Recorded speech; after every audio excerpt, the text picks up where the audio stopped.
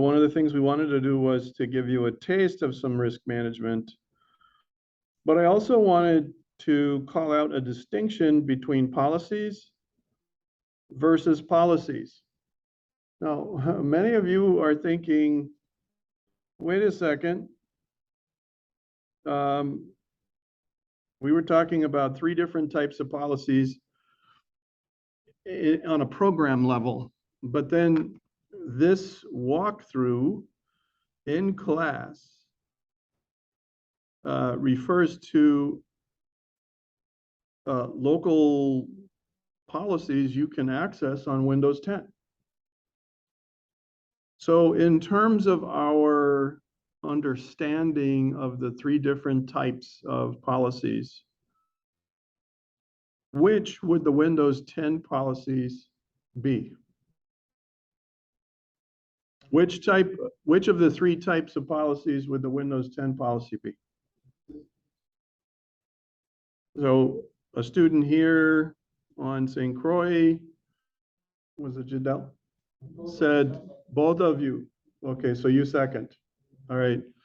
So both gentlemen sitting here, Sulaiman and Jadel, have both said it's a system policy, right? It's a system-specific policy.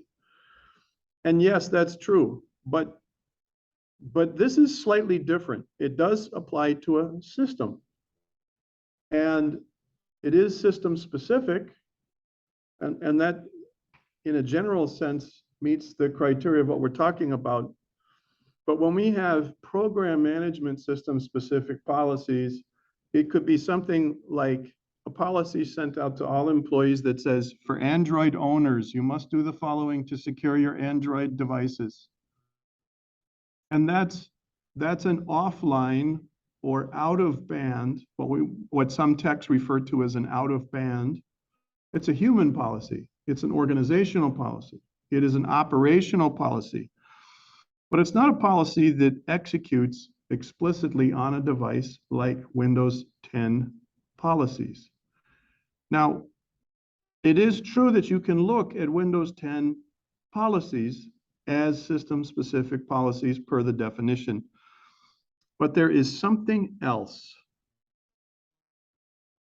There is something else. The local policies in Windows 10 represent what we would also refer to, and I want to be sure I call this out, because this is a point of confusion, policies versus policies. Microsoft chose, as a marketing issue, to call their security controls group policies and local policies. Now, these are security controls on the operating system level.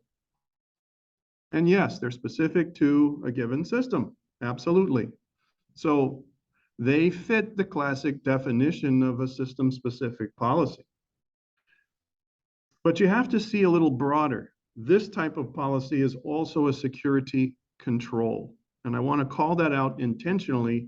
And I also want you to notice that when it comes to Windows 10 Home Edition, they're at a disadvantage, because Windows 10 Home Edition does not provide ready access unless you do some hacks, unless you research, unless you load some things that are, yeah, all right. And you might be able to turn that on with a certain command. Yeah, you might.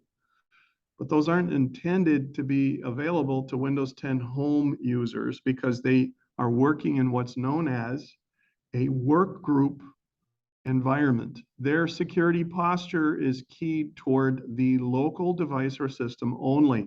So any accounts to access that system have to be loaded and configured specifically on that device or system.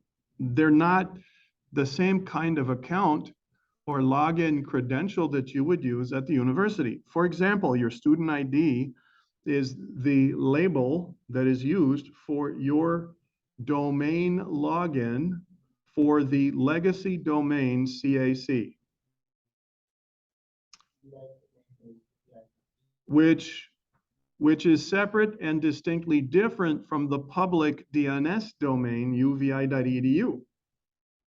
And so that's where things get confusing. They're like, wait a minute, domains? All right, so we're talking about an enterprise environment. And one of the security challenges that we face is that some devices and some systems are member devices or member systems of an enterprise computing environment, meaning the operating system has hooks built in, like Windows 10 Professional Edition, okay? I can basically go ahead and what was it, GP edit? What was the name of the policy? No, to access it. So I have Windows 10 Pro. In the video? Was it GP?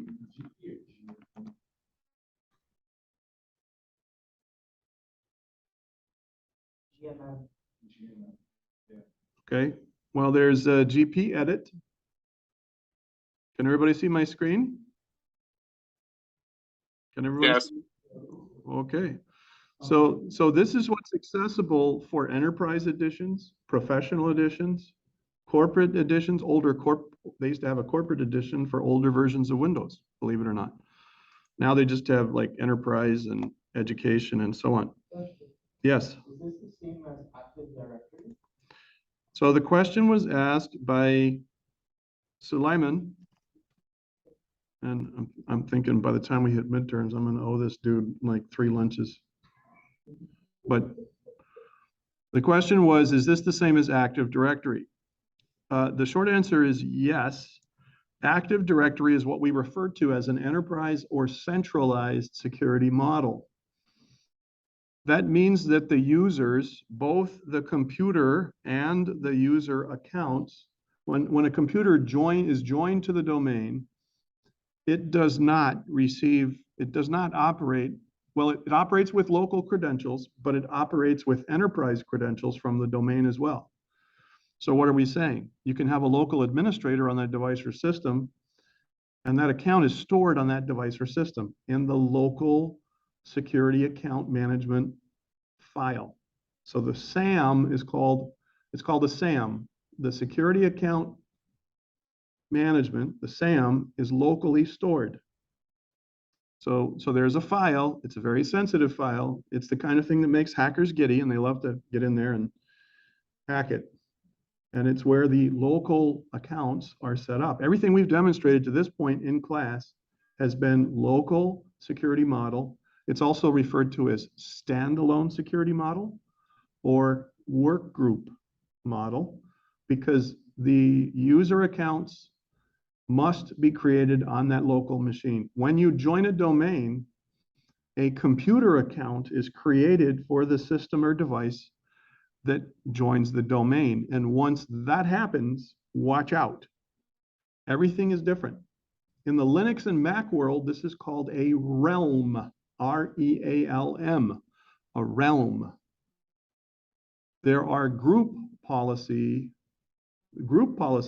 and on an enterprise level, so that basically you can apply a group policy on a domain to a site, to a security group, to the entire domain, to a child domain. I mean, it gets very sophisticated, but basically you have a lot of granular and centralized controls. But that also means that your security accounts are stored on the domain, a special system called the domain controller. And the domain controller is absolutely it is the most exciting compromise for any hacker on the planet. Because if a hacker gets into a domain controller, they can literally commandeer every device and every system in that enterprise at some point if they're allowed to just, I don't know, do things at their leisure, right? So domain controllers are intended to be sequestered, isolated on a segmented network. We've already talked about defense in depth. And we've already said that we want this. Now, Windows Home users don't see this, but I want you to understand that this is a policy because that's how Microsoft chose to call or name the security control. And it works and functions like a system-specific policy, except instead of being old school on paper, where you train people to take certain steps and they do it manually, right? It's done digitally and it's done in the context of that operating system. So in that sense, it's really kind of a hybrid. And I wanted you to understand there are policies and then there are policies. One of the things that we should do and advocate in information security as a basic practice is that you should utilize and enforce the local policies and the domain and the site specific and the organizational unit. We have this convention, this object in a domain called an organizational unit. We can make staff an organizational unit. We can make faculty an organizational unit. We can make the St. Thomas campus an organizational unit. So in other words, we could have a site OU for St. Thomas and St. Croix. Then we could have staff-specific organizational units, right? And we can apply policies on a very granular level down to the individual user. It's just something that confuses the heck out of people because when they start getting an introduction to cybersecurity and they're like, oh, system-specific policies, and they see references to Windows 10, they're like, and Windows Server, they're like, so what is this really? This doesn't fit the mold that we were talking about. Yeah, that's true. It's not an operational thing. It's not how you do business between people. So up to this point, the three types of policies we've been talking about have to do with an organization, the human elements, the social unit that comprises each department, each division of an organization. We showed you the org chart, right? One of the things that we wanted to talk to you about, information security management, and then as we get into risk management, there's a huge challenge with just basic, simple tasks. One of them is backups. Reliable, frequent, useful, complete system backups for any server, any device, any system, any network where the operation of that resource is mission critical. Put another way, before I got to this class, one of the largest employers in the US Virgin Islands called me for assistance because one of their core machines crashed, their hardware hosts, their server hosts. And there are many important servers that are running as virtual machines on that one physical machine. The local practices did not include recent backups on the primary physical host. So we're restoring an old copy of Windows, and there are certain components on that hard drive that have since been updated. So recovery is fairly likely, but it could be messy because the simple practice of daily and weekly full backups, daily incremental or differential backups, and weekly full backups was something that wasn't practiced. A policy that's written that says, thou shalt daily back up your key servers. That is a system-specific policy, but if it's written in a certain manner, it could be considered an enterprise-wide policy. If you answered system-specific and you had rationale about the first part of this, then you logged one of the points of credit. Now let's look at the other piece, right? I said you are tasked with reducing the risk of login exploits and must draft a short yet effective policy to enforce the use of two-factor authentication by all what? Now, does that say everyone in the organization? Yes. No, it says online users Oh, who are served by your organization. Does that mean they're employed by your organization, or could they be served by your organization? Does anyone here shop at Amazon.com? Are you served by Amazon.com? Are you an employee of Amazon.com? Are you subject to corporate technology policies and procedures that are implemented on a daily basis at every data center for Amazon.com? Nope, you're not. Okay. Now, they could have an end user license agreement where they tell you they're going to do certain things and you have to abide by certain standards. But we're talking about, okay, short yet effective policy to enforce the use of two-factor authentication by all online users. Does that specify which system you're accessing? No. Does it specify only the employees of the enterprise? No. By process of elimination, what is the only answer you should put here? Issue. It is an issue specific. Thank you. It is an issue specific policy that you need to implement. And if it's written appropriately, it would be general in statement. It would encompass a lot of different scenarios, right? And it would be stated kind of like the criteria I've stated right here. Who does this policy involve? Well, anyone that's online. And what type of online users? Anyone that's served by the organization, right? So what does that mean? When you're setting up a new user on your website or your email, whatever server you have you ever seen those pop-ups that go, hey, we recommend you use two-factor authentication. It means we're going to send a little PIN code to your phone. Yeah. An issue-specific policy could read something like,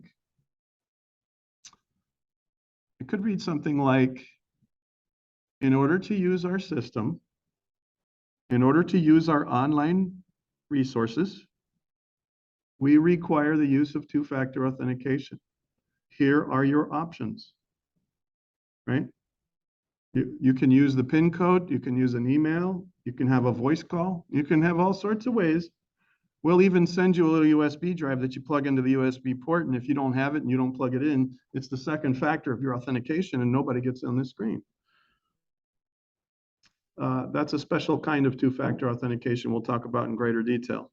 So the instance, not instance, but we had to set up the Chromebook for the student, Yes, and she sent us all of her email and login information, set it up for her, sent older student, who needed help. yes, She didn't remember her password, and the system got locked, but for her Google account, she didn't have two-factor authentication set up.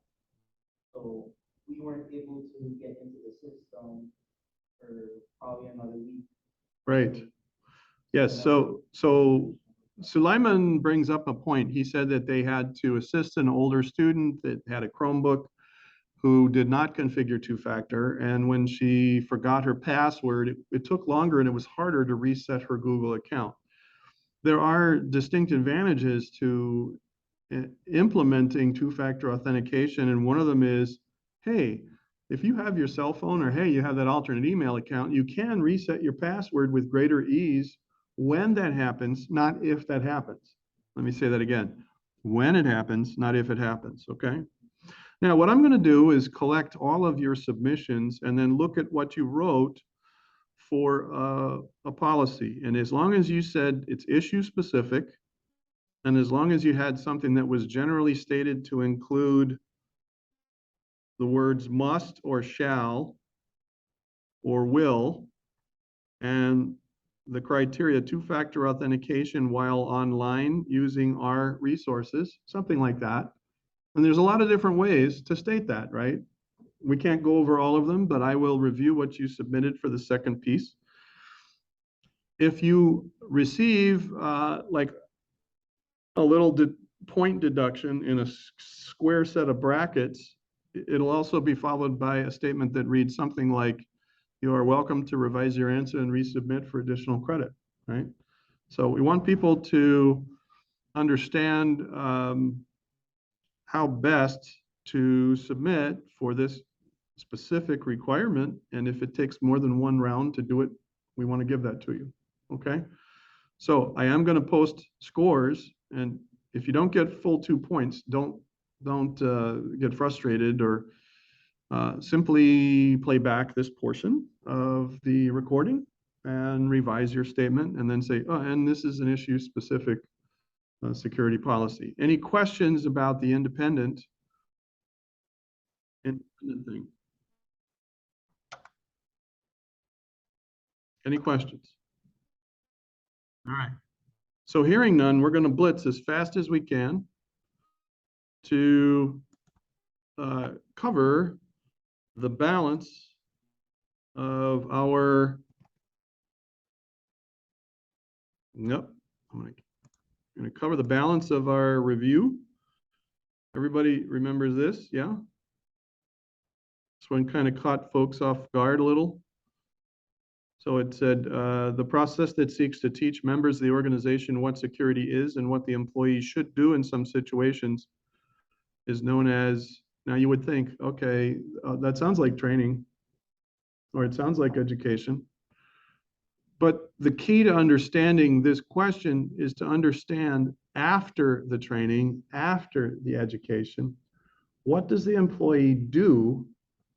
See, if we put you through training and we put you through education to understand how best to use a thing, and then the situation comes up and you're like, not feeling it. That is a problem. Or let's say the phishing attacks. Somebody just raised an issue and said, hey, there are alerts about phishing exploits that are circulating at the university and elsewhere. If you're not aware that phishing is prevalent in our neighborhood, that's a problem. And there should be some level of training and orientation, right? Education and training where people are taught, okay, how to recognize a phishing attack, what to do if you get a bad message, forward it to all your friends and family, right? With the subject that reads, check this out. And that would be what you don't do, right? So that awareness could also be, there's another word that's synonymous, readiness. Readiness to apply what has been taught, readiness to use what you have received as an education, right? Readiness. So awareness, I just want to recast that, right? So training is how an organization prepares.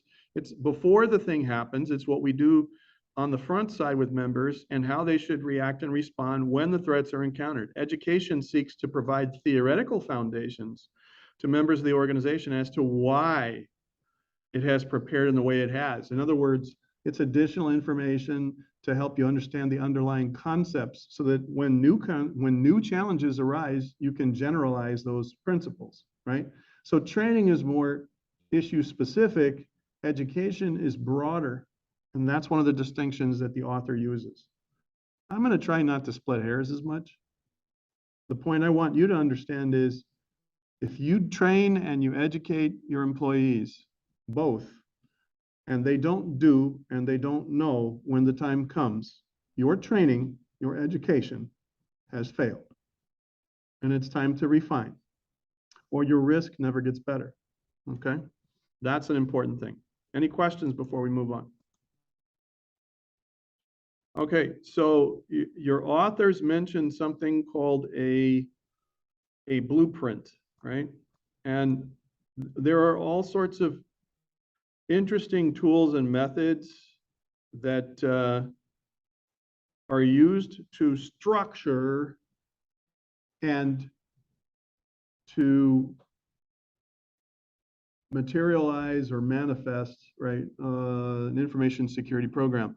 The blueprint is pretty much like it, I mean, everybody knows, you've heard of the term blueprint before, correct? Has anyone ever seen a building or a house blueprint, right? So it is a framework. And here it says the blueprint is the organization's detailed implementation of an information security framework. So we're not talking about a risk management framework. That is different. If you hear the word blueprint, I want you to think, oh, that's information security management.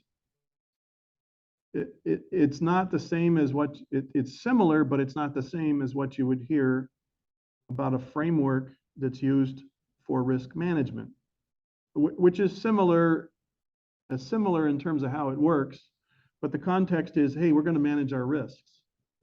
So the focus is different. When we talk about information security management, we're talking about using group policies, local security policies. We're talking about using security controls. We're talking about the nitty-gritty tech end of things, the technology, the tactical, the day-to-day stuff, right? how and what you're doing. Oh, we're going to use split DNS.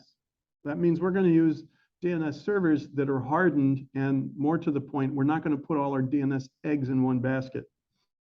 Too many organizations, including some that are very close to us right now, have too many DNS assets and one set of eggs in one basket. And it's very, very bad. But I'm not going to call anyone out because I like my job, and I don't want the VI government coming after me. So I'm going to leave it at that. Anyway, information security framework is the specification to be followed. So these are components of this is one way to work blueprints and models and frameworks, and you'll hear those terms used interchangeably. The thing I want you to understand is that when somebody says blueprint, you go, oh, that's a framework. That's a model for how we structure things. And it's important to understand that there are some very well-established models, blueprints, and frameworks for information security on the national level and international level. And this is where we pick up the pace. ISO 27000, you've heard me speak about this before, but there it is in living color. So it wasn't just something that was mentioned in passing in the first module. Here it is. It is a required concept for module 2. If you see ISO, it means, oh, that's international. If you see 27000, it means everything that has to do with cyber, right? It is a framework for information security standards that everybody recognizes. Things like two-factor, or often referred to as multi-factor authentication. If you have important information that needs to be protected, it is a well-known international and national standard to implement two-factor authentication, period. Purpose is to give recommendations so that people can what? Use those recommendations as rationale to justify policies. What am I saying? You're going to get pushback from managers. You're going to get pushback from the leaders. You're going to get pushback from the finance people in particular, because they're going to say, we don't have time for our guys to sit in a 1-hour training session. They got to get to work. They got stuff to do. How much is this going to cost me in productivity? See, people are going to say those things, and that's when you pull out the standard and you go, the reason we have a enterprise-specific policies, system-specific policies, issue-specific policies is because there is an internationally renowned standard and a national federal standard. And if you want to run against the international and national standard, I'm not wearing prison orange for you. So sign here saying you okay, and you're the one that's responsible when everything goes boom. Okay? That's the value of the standards. Now, it doesn't seem like a big deal, but it is a big deal. You can beat people over the head. Now, should you beat your stakeholders over the head with it? No, you want to be persuasive in palatable and agreeable ways. You don't want to say, I ain't wearing prison orange for you, fool, even though that's what you're thinking in the back of your head. What you're going to say is, well, somebody's going to have to sign off that they're responsible for excluding the international and national standards that are required by the European Union and the US federal government. And if there are penalties that ensue, you're responsible, or somebody else has to be, I mean, if you don't want to do this, that's fine. You just sign. You just tell everybody right now, that's how this is going to work. And I'll go home earlier, right? And that's a palatable way, or a more palatable way, less controversial way. You are the sword, you are the weapon, you are the tool, and no tool that isn't sharp isn't going to do the job. I hope you understand what I'm saying here. You got to be willing to say these things. Now, this is a really annoying graphic, and I think there's a better way to capture this and explode it, and I'm going to try to do that. But there's a lot of stuff in here, and what I want you to understand is that there's a 2001 process that has to do with the framework, and then there's the 27002 standard that has to do with the nuts and bolts of how to do it in so many words, right?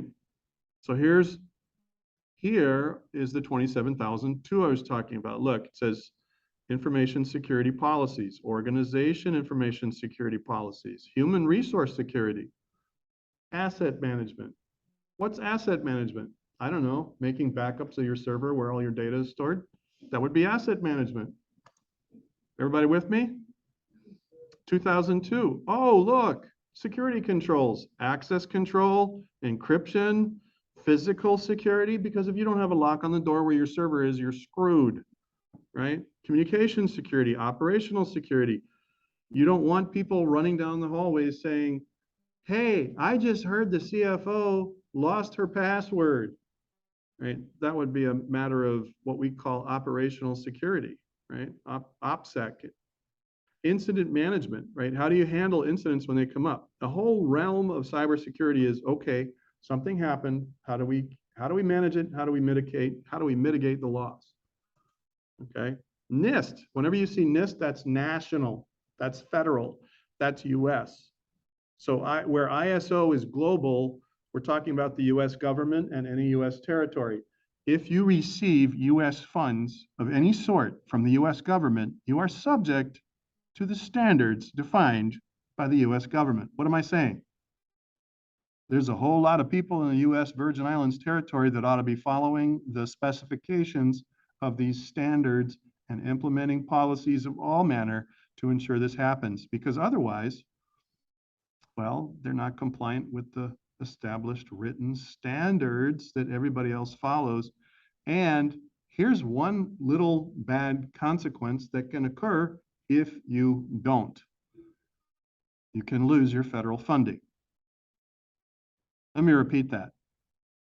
For every leader, every manager, and every level of every organization in this territory, you are subject to all sorts of adverse and very unpleasant action if you receive US federal government funds in any form, shape, or manner, and you do not know the basics of the standards defined by the US federal government. It can be very bad. It's one thing that I think is very prevalent and common among management here in the territory, and there need to be some transparent conversations, right? Frank conversations, where there's a little bit of candor, where people say, okay, we're going to do some things to manage our risk. We're going to do some things to improve the security of our systems. So I don't know, WAPA doesn't get hacked and they lose millions of dollars and it goes to some island elsewhere in the Caribbean. Just saying, that kind of thing happens. And it's in the newspaper. We are very fortunate that we are some distance from the US mainland, but if those kinds of splashes in the headlines captured the attention of certain people in Washington, D.C., it would not end well for our territory. There is a serious and mutually beneficial interest here at stake. And I'm glad that all of you are in the introduction to cybersecurity, because when you graduate and you go on from here and somebody tells you you don't have to worry about it, you ask them, do we receive federal money? And if the answer is yes, then the answer is, well, then there are standards, and it would be best if we followed the standards, right? Everybody got what I'm saying? Okay. So I'm going to keep going here very quick, see if we can finish out this, and then on Friday, we're going to dive into the risk management and try to make quick work out of that. Just remember that you can go to NIST and look at the special publication 800, where the magic number for international was 27,000. If you see special publication 800 or SP 800, all of that series, 800, has to do with cyber and information management. Here it talks about all the different special publications, the risk management framework, all of the different things that, the components of the framework. There is quite a bit of stuff in here, and I'm going to let you review this at your leisure, because it's just a lot of detail about how the standards are structured by NIST, which is an official division of the US Department of Commerce. All right, so here's, yep. All right, so we will see you Friday Any questions before we close for the day? I do not have any.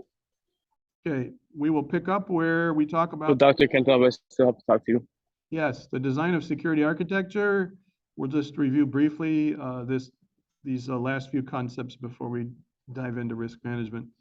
Thank you for being willing to take up an independent assignment. We won't make a habit of that very often, but if you haven't submitted yet, just go ahead and get your submission in. And when you get a score on it, go ahead and revise it for more credit if you have a different answer than what we reviewed today.